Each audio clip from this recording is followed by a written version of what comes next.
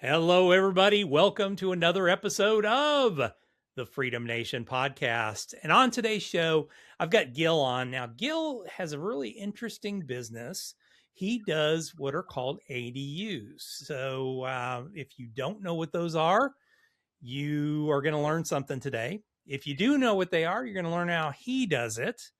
I will just give you a hint. It's something regarding real estate, and it's regarding utilizing smaller areas of property to do that. So stay tuned. We'll be right back on in just a second. All in you.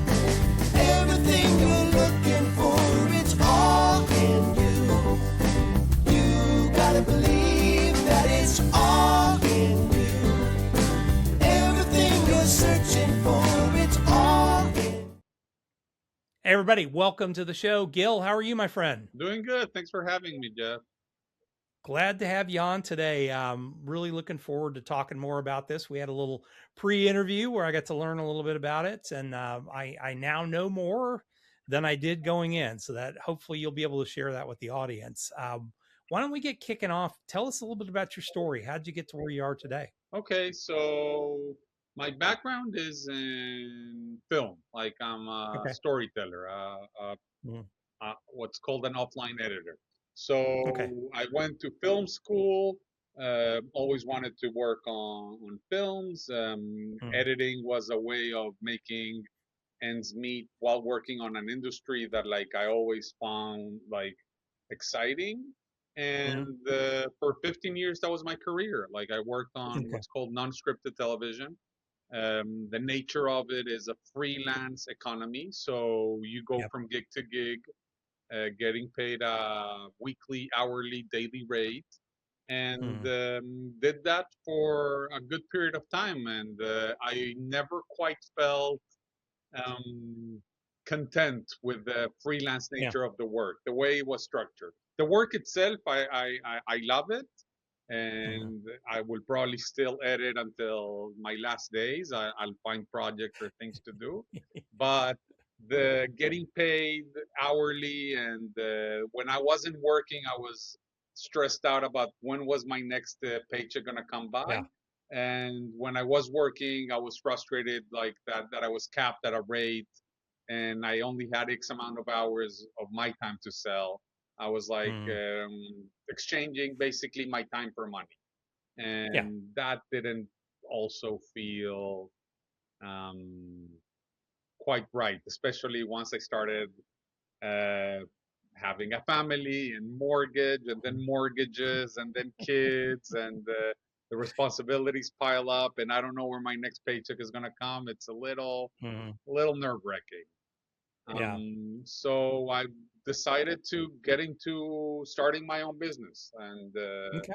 I dabbed in a bunch of different businesses. I did the short-term rentals. I've tried property management, and finally I got into construction Okay. as starting a business of construction, not necessarily doing the construction itself for like a handyman business, but Okay. specifically tailored to building ADUs, accessory dwelling units in the Okay. greater Los Angeles area. I wanted to stay local, I wanted to stay focused, and I wanted to be a specialist.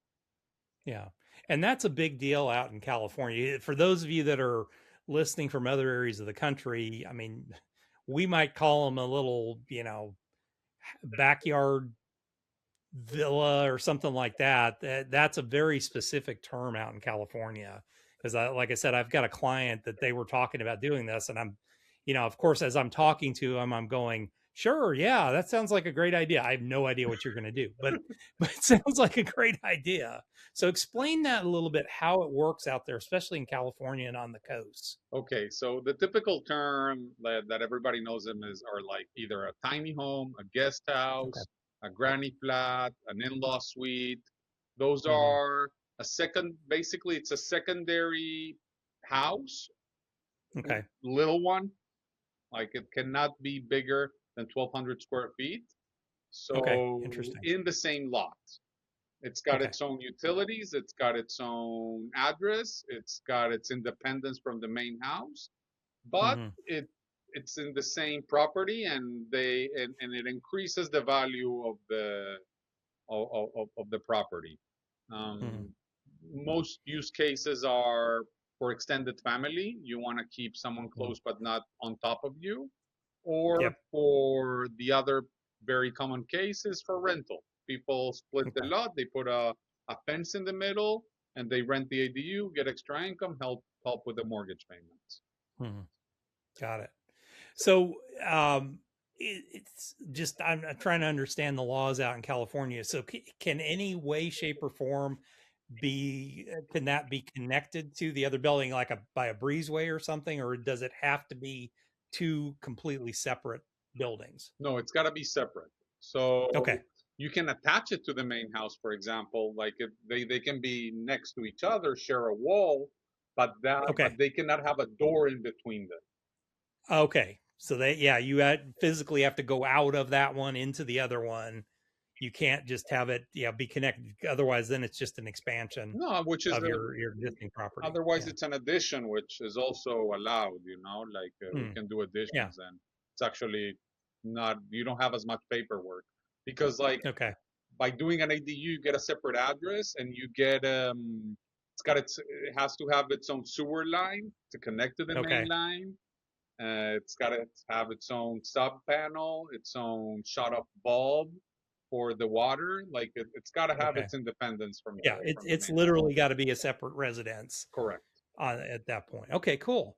So explain to me what's the building process? Is it similar to traditional building, or do you use more prefabs? How does it work? No, it's exactly the same way you would build a bigger house. It's just on a Okay. smaller scale. Got it. So you do like everything that is stick build. Like there are Mm. prefabricated models out there, but they're not necessarily faster or cheaper. Okay. So like they're actually a little bit of lesser quality still. Like we're not there Mm. yet. Like I've tried to get into the prefabricated world, but like the quality doesn't merit what you're getting in return. Like Got it. it's still cheaper to build it on site. So we do Okay. typical stick build, the typical foundation framing, insulation, Mm. drywall, electrical, plumbing, um, all the trades come in, roofing and finished tile and carpentry. And you Yeah. have yourself an ADU. These are taking 3 to 4 months to build, maybe 6 months if Okay. it's a really big one. The like it's a streamlined process. We've made a system out of making them. It's Mm. really efficient and very very popular.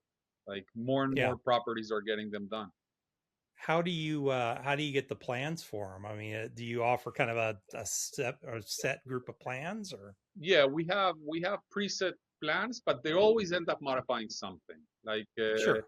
so every plan has been custom. Like we still haven't Okay. had like a preset plan that like adapts 100% to Yeah. the specifications of a different Yeah. site. We always move something. So Mm. so in by then they're custom plans. Yeah. Okay.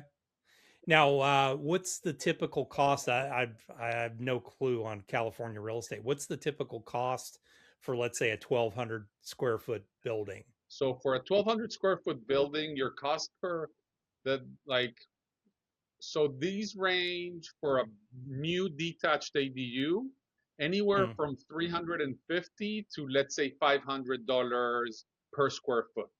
The bigger Okay. the ADU Wow. is, the lower the price per square foot is going to be. Sure. Yeah. Yeah, because I So mean, you have a certain amount of just material cost and everything else, regardless exactly. of the size. So yeah, it's mainly the material cost, because I mean that the work on it's probably about the same amount of time. I'm guessing And it's the just going to be utilities material and cost. getting everything hooked up is a big part Yeah. of the overall budget. So like a smaller one, you still have to bring all the Yep. utilities and all the sewer line. It's the same sewer line for 1,200 square foot as it is for 300 square feet. Yeah. So it Exactly. gets cheaper the bigger you build it. Yeah. So I'm gonna say like a big one, a 1,200 square feet, roughly 400 to $500,000. Okay. All right. And how small can they go? How much can you get away with You on can the do a size of you them? can do a studio as long as you put a little kitchen in it, Okay, and you can squeeze a bathroom. They can be the size of an RV. that's awesome. So we've done really tiny ones as well, and Okay. they're also very popular. Some lots are small, or people don't need Mm, that much, or they just need it as a extra bed for guests. yep. And we've done tiny 250 square foot ones. Wow, that's awesome. Um, Now I'm assuming you're building them because when I think of tiny houses, I think of them as they've got wheels on them and stuff like that. And I mean, in Texas, to be an official tiny house, it can't necessarily be on a fixed foundation. How is it for California? No, here it's subjective, the definition of tiny. Okay. Tiny, there's no like there's no fixed number to consider what is tiny and what is standard. Okay. Got Um, it. Well, all of your houses are pretty tiny out there, in comparison to us. I mean, yeah, yes, for us, a small home is 2,500 square feet, and that's two of what your typical home is in LA. absolutely, So, yes. Yeah, um, I've been in Texas and everything is bigger for sure. it is bigger. Yeah. Well, we've got a lot of land. That's the advantage we have is, I mean, the plot of land I sit on, I couldn't afford it out in California because I mean, I've got close to an acre piece of property. So, That does I not mean, exist. That would yeah, be yeah, in LA especially, although unfortunately up in the canyons after the fires, there's a lot of that. Now, are you finding people as they're rebuilding out there? Now, I know they haven't really gotten very far, but as they're rebuilding, are people kind of coming to you and saying, "Hey, now that we're rebuilding, we want to add this extra ADU onto the property and stuff like that." yeah. You typically see people building a brand new house, Okay, building it with an ADU. Part of the nice. services we're offering as well is we're also taking part of the rebuild efforts. Even though Okay. we specialize in ADUs, we're Mm. builders and Construction's construction. Yeah. and we can build a bigger house. So Nice. we've started Weisman Construction, which is like a different brand, which doesn't have the name ADU in it Got for it. confusion, in Yeah. order to help out with the single family rebuilds in both Altadena and the Palisades. The process has Nice. been painstakingly slow and Yes. very frustrating for everybody involved. All the parties, like the contractors and homeowners alike, are dealing with very slow bureaucracy and getting this Yeah. permits approved. And Yeah. so, like the reality is that this is an effort that's going to take years Oh my God. Yeah. I mean, to and like I rebuild. said, that, I laugh when I've heard, some of the stuff going on out there. I'm like, okay, have you guys learned nothing from this? Well, now that you're going to build back, we expect you to follow all these new rules that we created. Okay, my property was like 75 years old. I want to just build back what I had before. Oh no, now you have to build, to current codes and everything. Well, I get that. However, we need to get this stuff built. You can't have people basically not being able to live in their property forever while the government And works around there's and not does enough it. resources to fast track this plan Yeah, right now.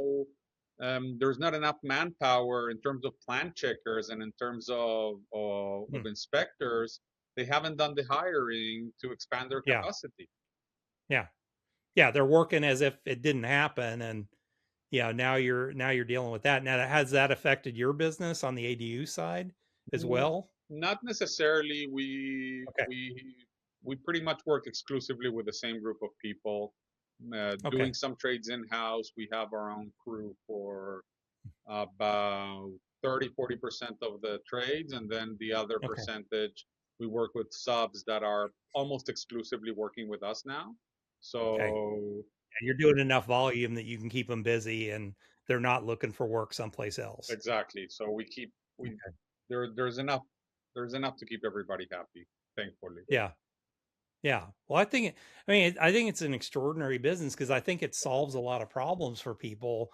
that like, okay, I could I could renovate my house to add that extra room or whatever, or I think it's probably simpler to just plunk one down out in the back, your property, or and not have to deal with the inside of your existing house at that point. or like a lot of cases is my parents are getting older and Yep. we need to find a place for them. So Hmm. like assisted Yeah. living is six, seven, $8,000 a month, Hmm. to find a place for them.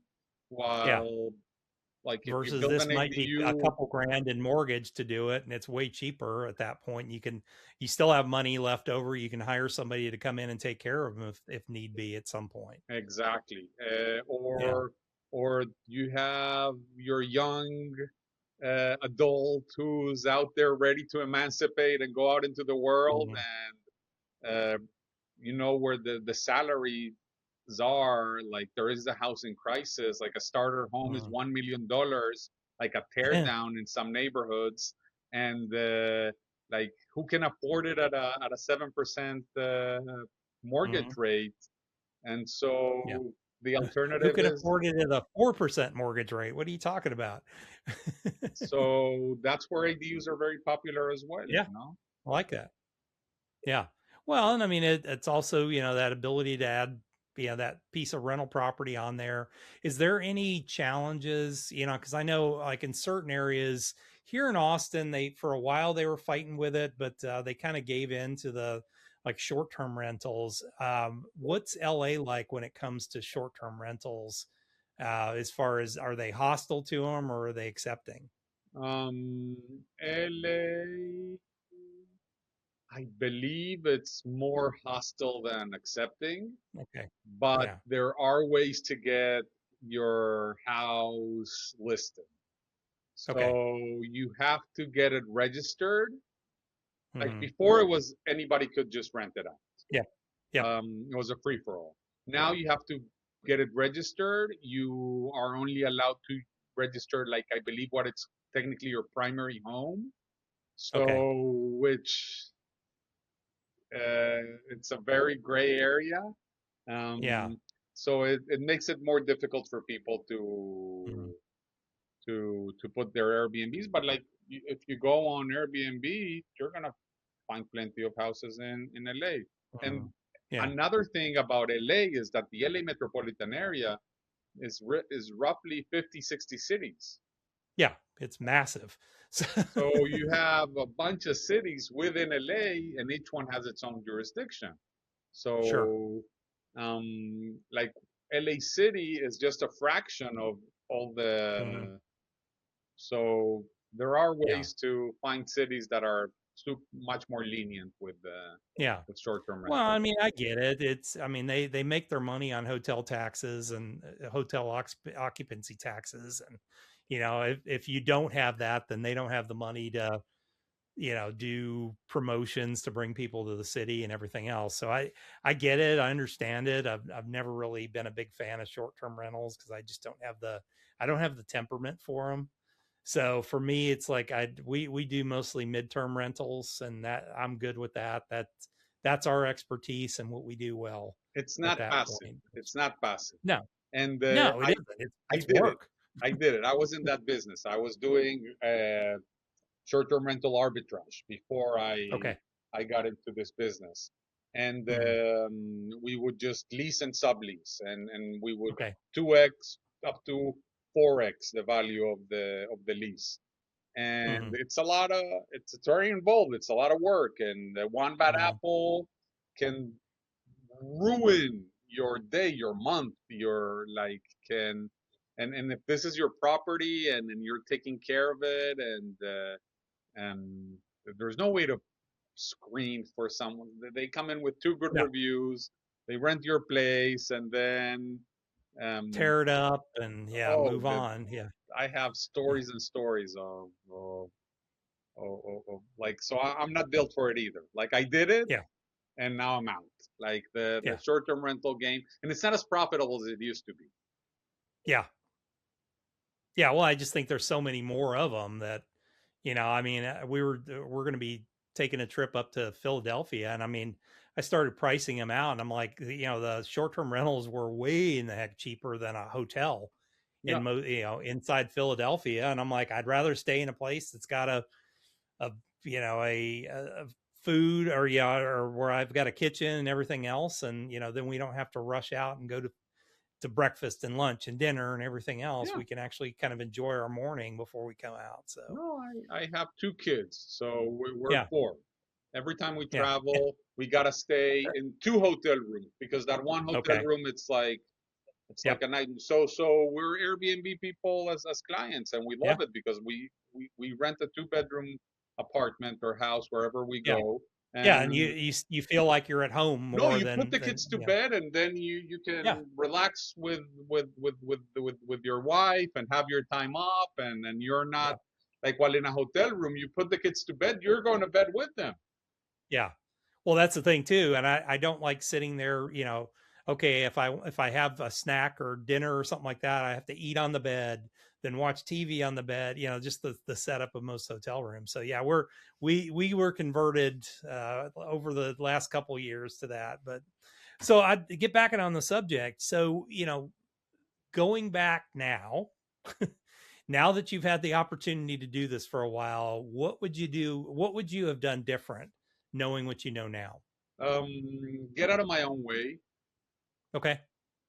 Um, like I learned to the freedom comes from delegating, from putting the right people in the right roles Yep. and allowing them to shine.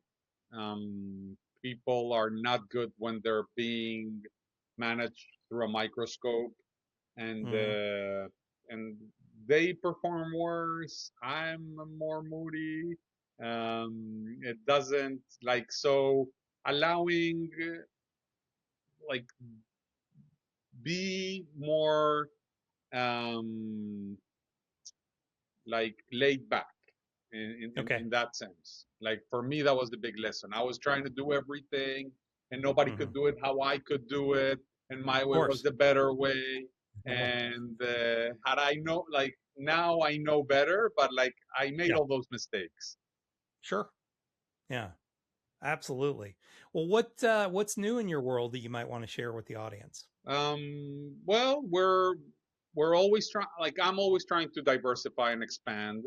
Okay. So we branched off and we started Weisman Construction to get into single family homes. That's the Hmm. next step. We're launching a website. We're doing our SEO efforts.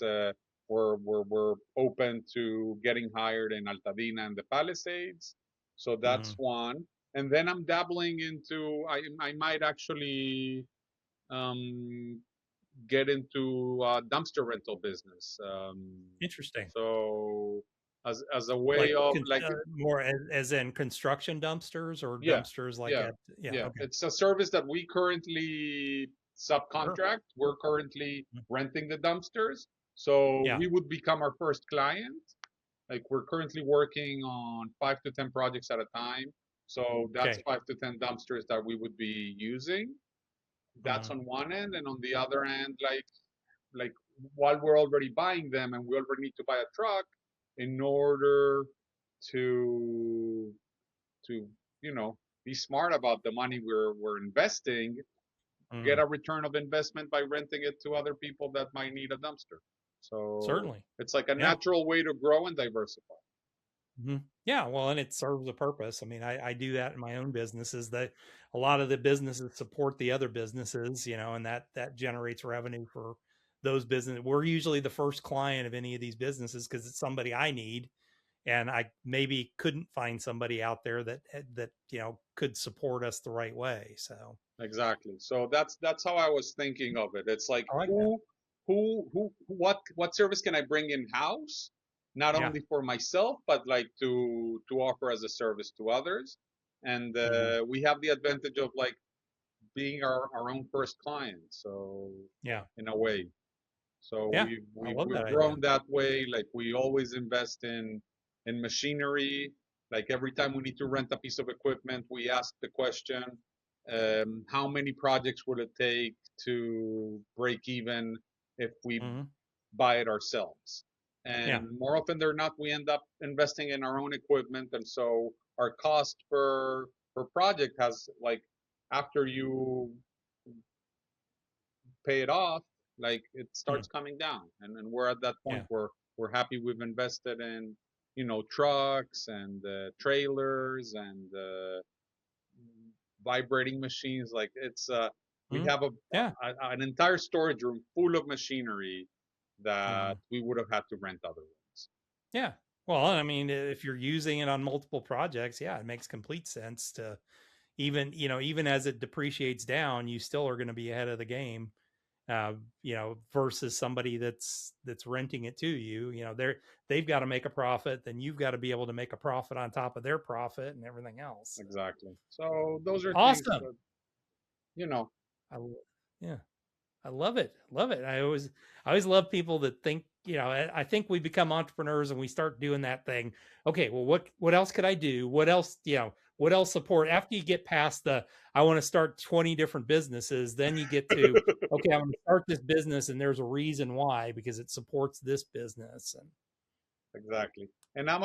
I'm at a position where, like, my business thankfully runs Yeah. itself, and so my job is to grow it, to expand, to bring in more revenue.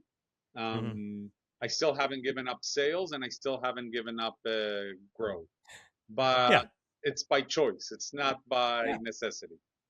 Yeah, you could always hire a salesperson, but quite frankly, I mean, you're not out there swinging the hammers, so you might as well be the salesperson out there And I like generating it. the business. I like Yeah. What's the primary way that you get new clients, in that business? it. Nowadays, it's actually organic search results. So Nice. people find us organically on Google. Hmm. Um, and the referrals from previous clients are starting to become a Okay. bigger source. We still run Hmm. ads on Facebook, on Instagram, on Google, but Hmm. those are becoming less of a need and more of a Okay. nice to have. Nice. I like that. Well, let's switch gears and talk about the fast five questions now. All right, All I'm right. totally unprepared. Totally unprepared. We're just going to roll through it here. So, first question, you wake up in the morning, business is gone. You have $500, laptop, computer, place to live, food and clothing. What do you do first? Try to find something that I can leverage for more. Okay. And that can be a service. It's probably going to be a Mm, service. okay. Like, what can I offer someone that I can that I like? Where can I create the value? Hmm. And I look to my skill set, and Yeah. like, each person, it's going to be a different answer for everybody. But, like, for me, it would be um, like, for $500, like, I'm not gonna start investing in in imports. Yeah. Yeah. Yeah. You'll find something that you can scale it with that $500 to work with. Okay, cool. What's the biggest business mistake you've ever made? Um, oh, a lot of them, but I don't see it. I'm not think the biggest. Probably something along with construction that I've made, like, that has Okay. cost me a lot of money. But Yeah. I call it education. I don't call it a mistake. Yeah. Yeah, you don't make that same education twice. Let's put it No, that no, way. no. But it's education. It was the only way I was going to learn, was Yep. by messing it up. Yeah. Awesome. What's a good book that you'd recommend for our audience? I just recommended this to my project manager. Never Split the Difference by Chris Voss. Yes. Yep. Um, I've reread it a bunch of times. Negotiations, we do them all the time in all walks of life. You don't need to be in a boardroom full of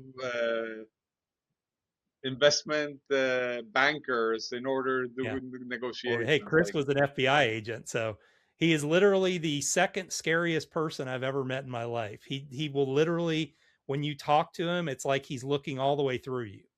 and it's because such he's a so good. smooth, Yeah, he's like just such a smooth yeah. guy. Oh yeah, he is. But he also, when you meet him in person, he is really kind of scary because he's so observant of everything. Because what he had to do for so many years, where he was doing, I mean, he's doing stuff for the FBI, he was doing counterterrorism stuff and all that. So he can literally, when you talk to him, it's literally like he's looking through you, and he's so, like I said, observant of every little niche thing you do, and how you look and where you move your eyes and everything else. That yeah, he's it next to Jocko Willink, he's the second scariest person I've ever met in my life. Okay. So yeah, cool dude. Don't get me wrong, he's great and he's amazing what he does. He's just scary to meet in person. So, Okay.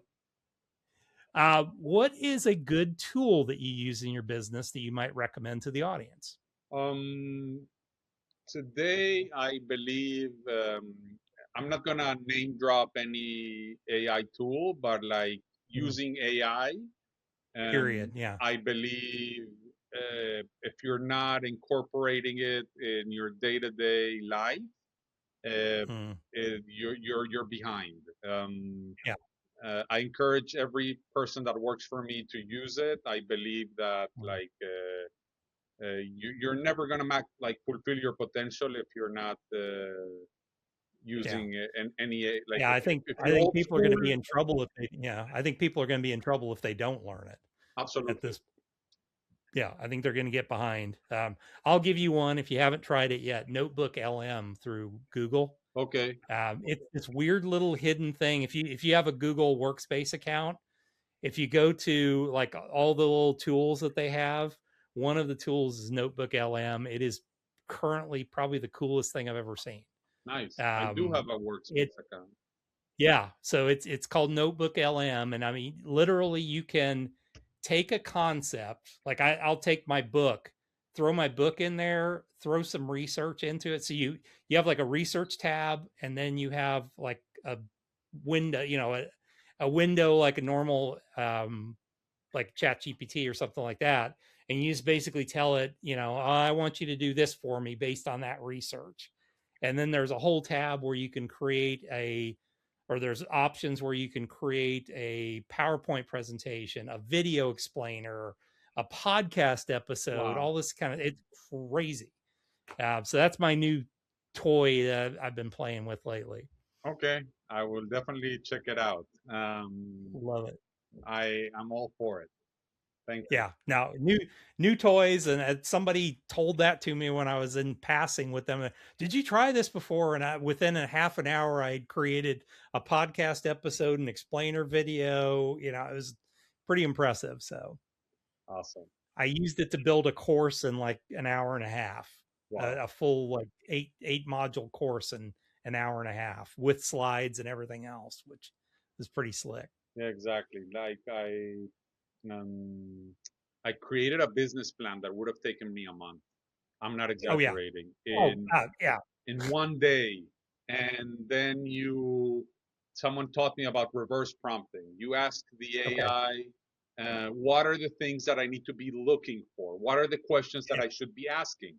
Yep. And then it gives you a list of questions, and then you start answering one by one, and then it gives you Absolutely. this Yep. The precise business model. exact Yeah, because you don't realize it's funny. I now realize after dealing with AI, I realize how poorly I used to manage people by assuming they understood what I meant.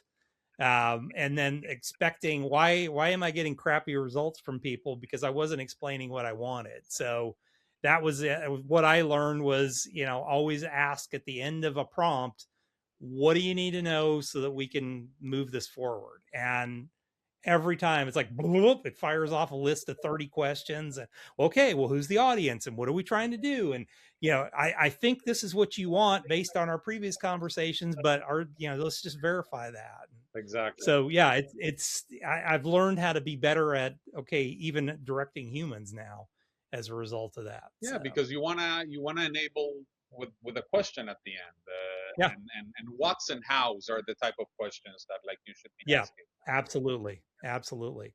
Last question: what's your definition of freedom? Um, so my definition of freedom is is to be able to, which has to do with discipline, actually. Okay. So I'm gonna butcher this quote, but it's something like being able to, like, freedom lives in between action and reaction. So the ability to not react immediately to every stimulus that happens to me. Yes. That ability to pause, think for myself, and then decide how I react. Because so often I find myself, like, basically out of control. Like, and you hear this when children speak a lot. I hear it a lot from my son, which is, they made me do this, he made me do that. Like, Yeah. I'm reacting, it's his fault that I hit him, or it's this lack of accountability for my own actions because I'm so reactive to everything that's happening. Like, I'm Yeah. being controlled like a puppet. Mm. And it's this reactive way of acting. It's like, someone's going to insult me, I'm going to insult them back. Yeah. I got to fight back. Yeah. Instead And of, so, okay, like, let me stop. that's not Yeah. real freedom, because, like, I'm totally at the mercy of what other Yep. people are, of their input. While, like, for me, freedom is that ability to stop and decide how I want to react, Yeah. not react on the way that I'm supposed to. And I love your answer to that question, because that doesn't require any additional time. So nobody has an excuse why they can't do this. And it doesn't require any money at all. Because usually the answer to freedom is, well, I want to have a bunch of money so I don't have to mess with it. I want to have time freedom, and it's going to take me time to get there. That's something you can implement immediately. Absolutely. Give yourself that freedom. Yeah. Absolutely. Yeah. I love that. And Excellent answer. happiness can be achieved, like, at any income level. It's a Yep. matter of how we decide to show up every day, and how we react. That's the only thing we can control. We can't control what happens Yep. to us. We are 100% in control to how we react to everything that happens to us. I love that. Love it.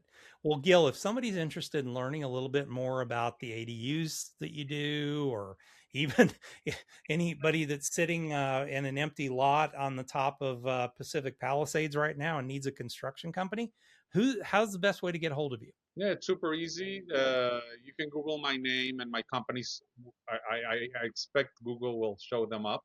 We're Yeah. at goadu.com for ADUs, and Nice. weismanconstruction.com for the single family home building. There's contact forms Okay. in both websites. There's a team of experts willing to help you out, make your dream a reality. And you can also find us on social media, on Instagram, on LinkedIn, on Facebook, on TikTok, on YouTube. Just Google away, Yeah. and there's a way to reach us. Love it. Love it. Well, Gil, thank you so much for joining us today. Thank you for sharing your story. It was actually really interesting, and I enjoyed the conversation. No, I appreciate it so much, Jeff, the opportunity to share my story, and looking forward to staying in touch with you. Absolutely. And folks, make sure you subscribe to the channel so you catch all these when they come out. And we'll see you guys back here the very next time. All in